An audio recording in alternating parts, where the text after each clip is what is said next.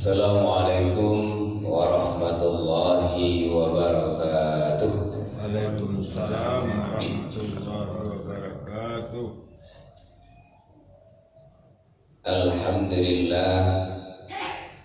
Alhamdulillahilladzi ahyana ba'da ma amatana wa ilaihin nusyur. Asyhadu an la ilaha illallah wahdahu la syarikalah wa asyhadu anna Muhammadan abduhu wa rasuluh la nabiyya ba'dah, amma ba'd. Bapak-bapak, ibu-ibu, kaum muslimin, kaum muslimat sedang jemaah subuh yang dirahmati Allah. Alhamdulillah, puji dan syukur kita aturkan kepada Allah Subhanahu wa taala karena sampai subuh ini kita masih bisa melangkahkan kaki, mengayunkan tangan untuk bisa berhadir dalam rumah Allah ini dalam rangka berubudiyah kepadanya. Mudah-mudahan dengan keberadaan kita di sini menjadi amal ibadah, amal soleh di sisi Allah Subhanahu wa taala. Amin, amin ya rabbal alamin. Salawat beserta salam kita kirimkan kepada Nabi kita, yakni baginda Muhammad Rasulullah sallallahu alaihi wasallam. Allahumma salli ala Muhammad wa ala ali Muhammad. Bapak-bapak, ibu-ibu, kaum muslimin, kaum muslimat sedang jemaah subuh yang dirahmati Allah. Kembali kita ulas tentang hadis fikih hadis innama a'malu binniyat.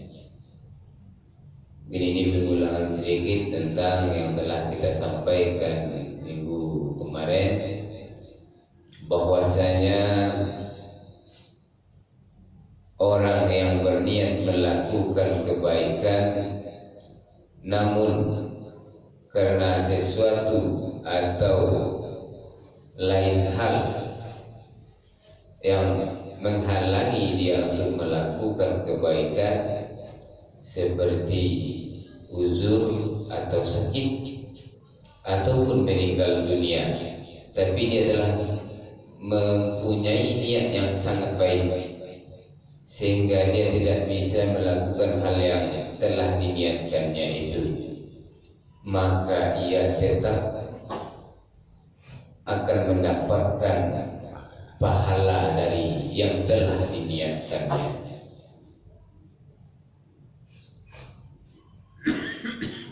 Maka Imam Al-Badawi berkata bahwasanya amal ibadah tidak akan sah kecuali jika diiringi dengan niat. Karena niat tanpa amal akan diberi pahala. Niat tanpa amal akan diberi pahala. Sementara amal tanpa niat sia-sia.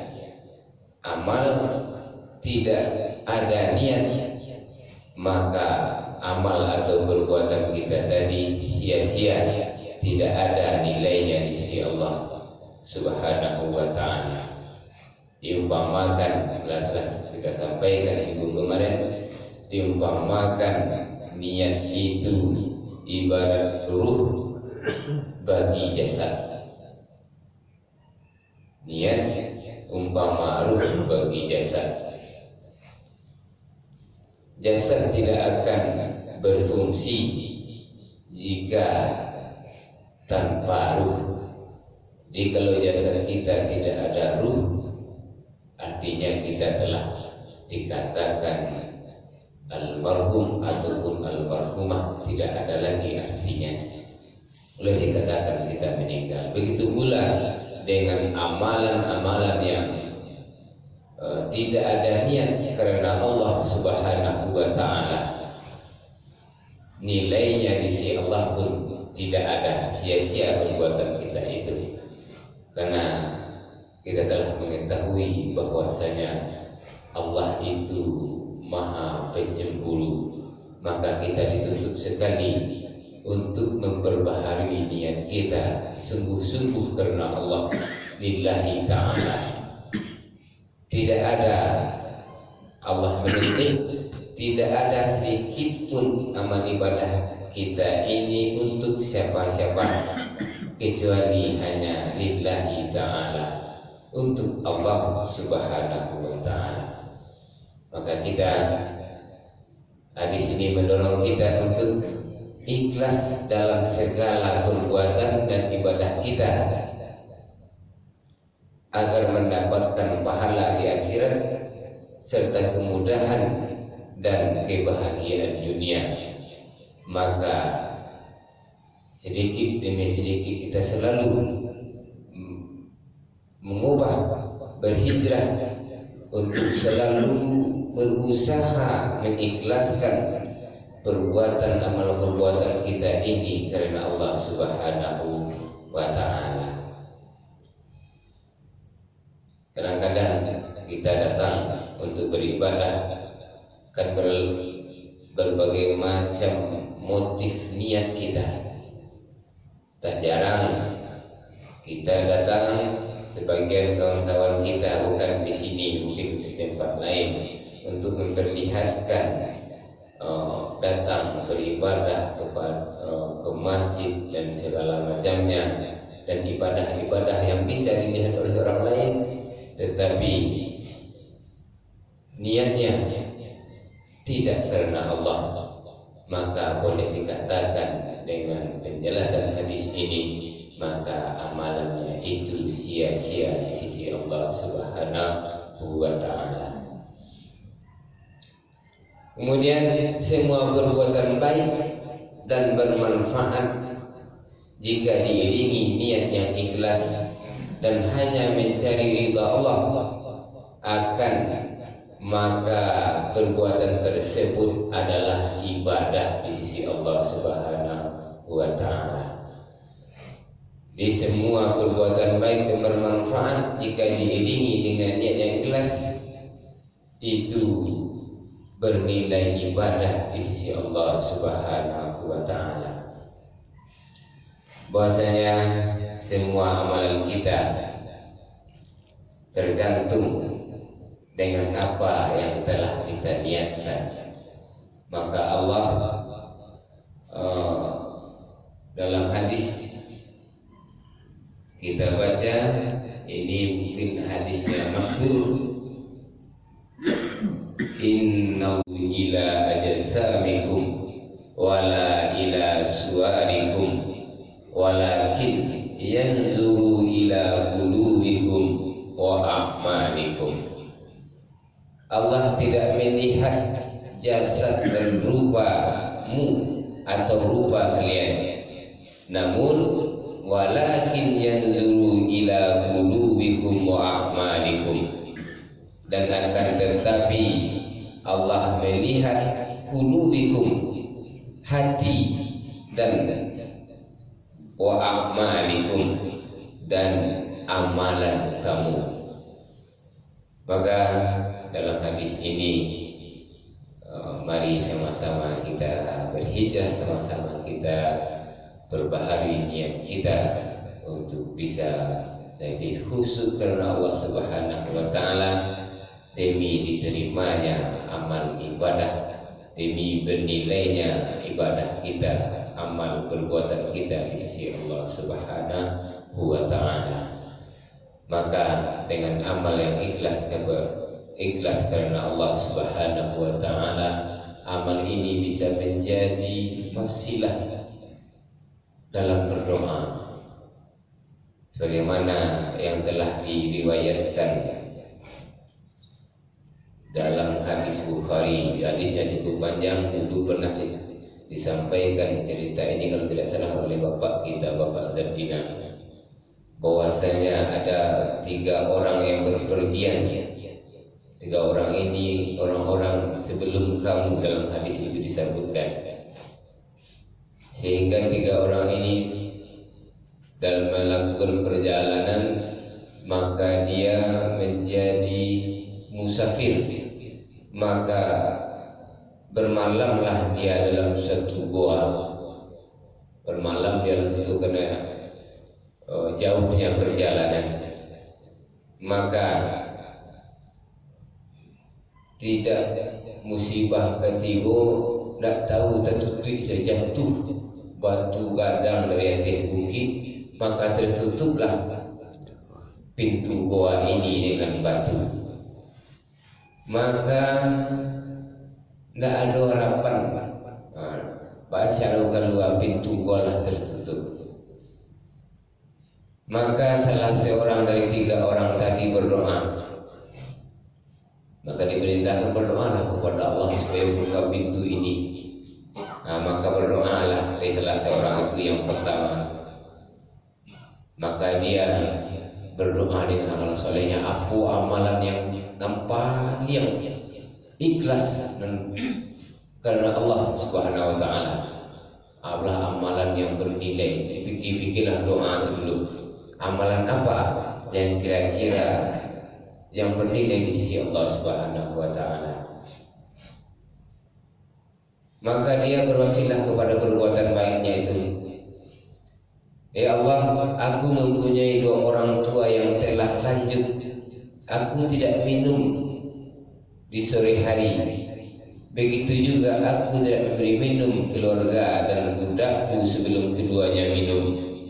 Pada suatu hari aku mencari kayu di tempat jauh sehingga diriku tidak kembali kecuali keduanya telah tertidur. Maka kemudian aku bereskan susu untuk minum keduanya, namun kedua orang tuanya telah tertidur. Aku dan seorang pemuda ini enggan untuk membangunkan keduanya, dan aku pun tidak memberi minum keluargaku dan budakku sebelum keduanya minum. Maka aku berdiam diri, sedang gelas susu yang masih berada dalam tanganku menunggu keduanya bangun hingga waktu fajar. Sedangkan anak-anakku menangis di bawah kedua kakiku karena lapar. Kemudian keduanya bangun dan minum susu tersebut. Ya Allah, jika aku melakukan itu semua karena mengharap keridhaan-Mu, geserlah batu besar ini untuk kami. Maka batu tersebut pun bergeser sedikit, namun mereka belum bisa keluar. Ini pemuda yang pertama berdoa, berwasilah dengan perbuatan baik yang ikhlas karena Allah Subhanahu Wa Taala. Kemudian pemuda yang ketiga pun, yang kedua, dia pun berdoa kepada Allah dengan amal baiknya. Ya Allah, pamanku mempunyai anak perempuan. Dia orang yang paling aku cintai.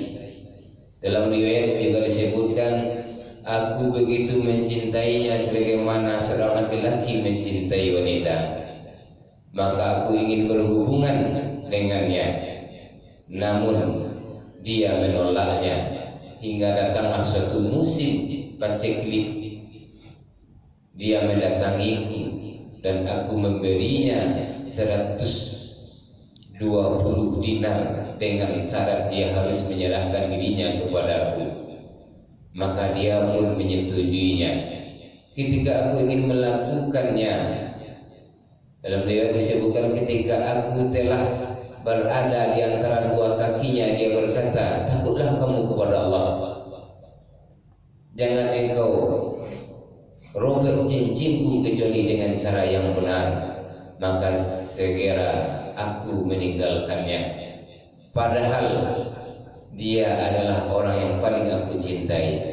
Aku relakan dinar yang telah aku berikan kepadanya, ya Allah, jika aku melakukan itu semua karena mengharap ridhamu, maka geserkanlah batu besar ini untuk kami. Maka batu pun bergeser sedikit, tapi mereka belum bisa juga keluar. Dan orang yang ketiga pun berkata, ya Allah, aku mempekerjakan beberapa orang pekerja, semua aku beri upah kecuali satu orang. Dia tidak mengambil upahnya dan pergi begitu saja. Maka aku kembangkan upahnya hingga menjadi banyak. Setelah beberapa lama dia mendatangiku dan berkata, wahai hamba Allah, berikanlah upahku. Aku berkata, semua yang kamu lihat itulah upahmu, seperti unta, sapi, kambing, dan budak. Dan dia berkata, wahai hamba Allah, janganlah kamu mengejekku. Aku menjawab, aku tidak mengejekmu. Maka dia ambil semuanya tanpa sisa, lalu mengiringnya. Dan pemuda ini pun berdoa, ya Allah, jika aku melakukan itu semua karena mengharap ridhamu, maka geserlah batu besar ini untuk kami. Maka batu pun bergeser sehingga ketiganya dapat keluar dan melanjutkan perjalanannya.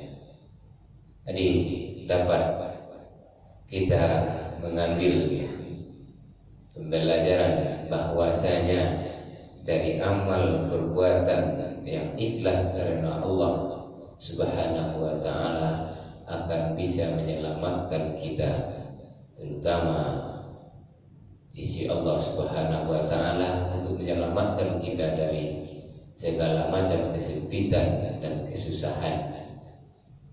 Dan maka oleh sebab itu, bapak-bapak, ibu-ibu, kaum muslimin jelang jemaah subuh rahimakumullah, dari ulasan niat ini mudah-mudahan kita bisa memperbaharui niat kita selalu untuk bisa bersih, ikhlas karena Allah Subhanahu wa ta'ala dalam menjalankan syariat yang telah dititahkan kepada kita sebagai kaum muslimin dan kaum muslimat. Dan mudah-mudahan segala amal ibadah kita diterima oleh Allah Subhanahu wa ta'ala. Kalau memang benar-benar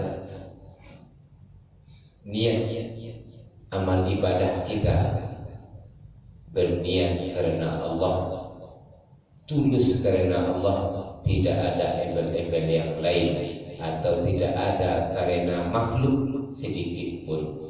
Inilah tuntutan, inilah keinginan Allah Subhanahu wa ta'ala.